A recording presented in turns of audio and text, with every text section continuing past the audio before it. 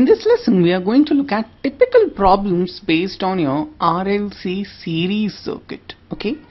So whenever you have a series circuit problem, just remember one rule, and that is if you have a impedance Z1, Z2 and Z3 connected in series, then your equivalent impedance is simply Z1 plus Z2 plus Z3.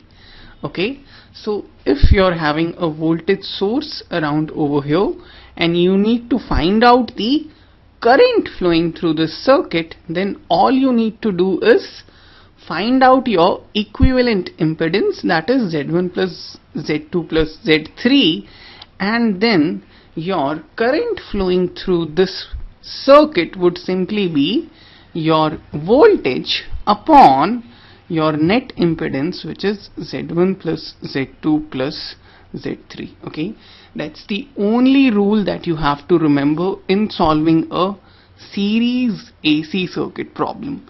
Okay, in general you would get a question wherein you could be either asked for current, okay, in that case you could simply use this formula, or you could be given a voltage across a certain element. Okay, let's just say you are given that across Z1 you have a voltage of V1. Okay, if that is the case, then you can find out current as equal to V1 upon Z1. Okay, you could also be asked to find out Z2 by giving you that voltage across Z1 is V1 and you would be given Z3, but Z2 would be unknown. In that case, what you're going to do is you're going to first find out the current. Once you've got the current, then you're going to use this relationship to find out your Z2, which is unknown. Okay, we are assuming that your voltage is given in both the cases.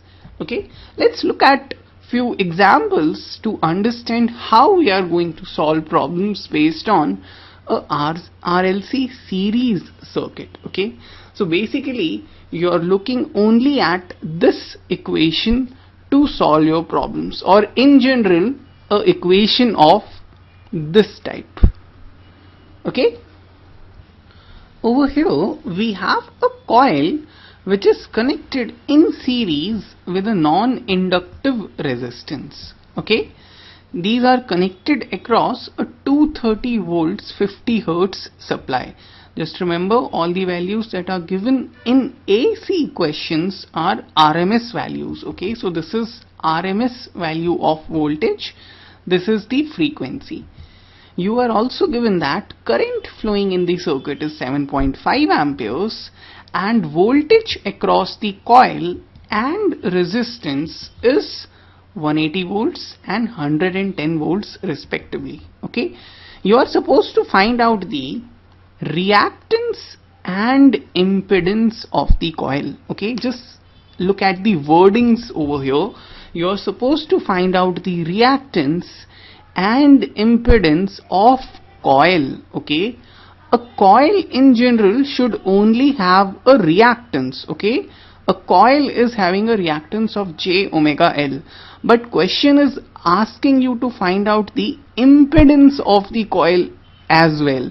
So this basically means that your coil has some internal resistance. Okay, in general every coil is going to have some internal resistance. Therefore your coil is represented as R plus j omega L. Okay, where R is the internal resistance of the coil and L is the inductance of the coil. Okay, therefore your reactance of the coil is omega L and your impedance of the coil is root of R square plus omega L whole square. Okay, let's draw the circuit diagram. Okay, we have a coil connected in series with a non-inductive resistance, which basically means a pure resistance. Okay,